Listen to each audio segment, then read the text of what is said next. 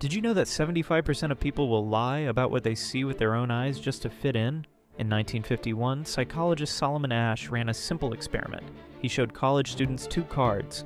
One had a single line, the other had three lines of obviously different lengths. The task was easy. Which line matches? But here's the twist. 7 other students in the room were actors, told to pick the wrong answer on purpose, when the real student heard everyone else choose a line that was clearly 3 inches too short. Something incredible happened. 3 out of 4 people gave the wrong answer at least once. They could see the right answer, but they went with the group anyway. The crazy part? In interviews after, they admitted they knew they were wrong. They just couldn't handle being different. But when just one actor disagreed with the group, conformity dropped by 80%. One voice of dissent was enough to break the spell.